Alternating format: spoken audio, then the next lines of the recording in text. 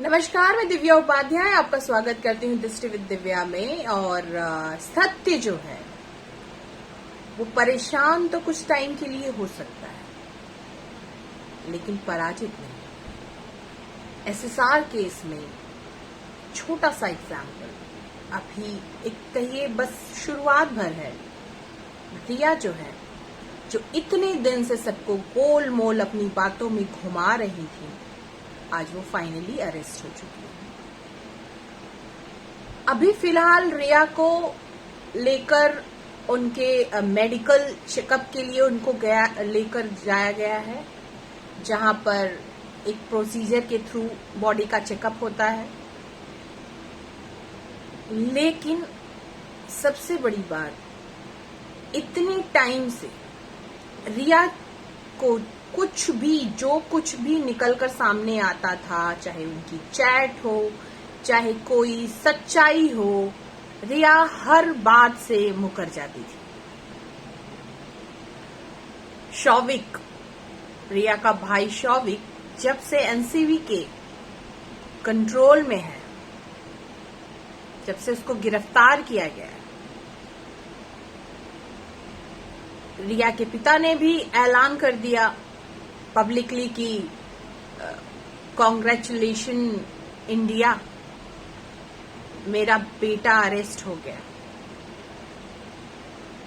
आप समझ सकते हैं, आपका बेटा, आप अच्छी परवरिश नहीं दे पाए, उसका ये सारा नतीजा है, न बेटे को न बेटी को।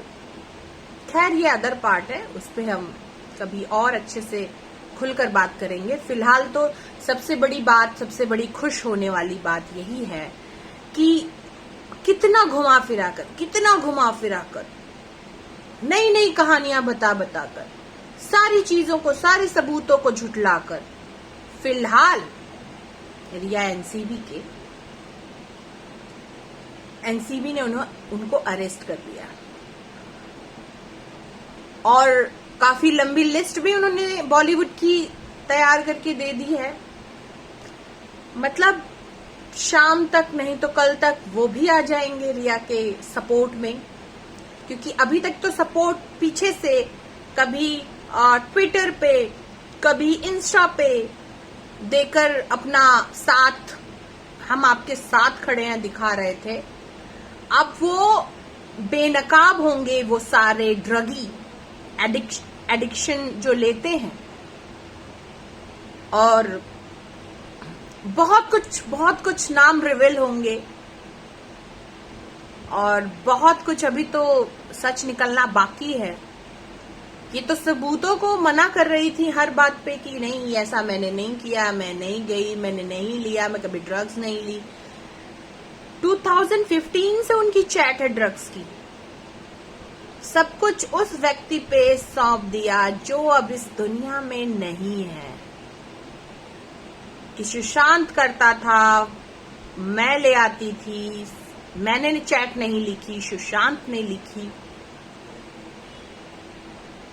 कल जिस आक्रामक रूप से वो एनसीबी दफ्तर से निकली और बांद्रा पुलिस स्टेशन में जाकर 7 घंटे बिताए सुशांत की बहनों के खिलाफ एफआईआर दर्ज कराने के लिए, और बांद्रा पुलिस किस तरीके से, जैसे लग रहा था कि कोई वीवीआईपी पर्सन आया हुआ है, उस तरीके का ट्रीटमेंट मिल रहा है। गेट बंद, किस पुलिस स्टेशन का गेट बंद होता है? एक व्यक्ति के लिए ही पूरा पुलिस स्टेशन चल रहा था क्या? पुलिस स्टेशन का गेट बंद, पूरी चौकसी में लगे हुए थे सारे पुलिसकर्मी जो है, और मैडम ऊपर 7 घंटे बिताई।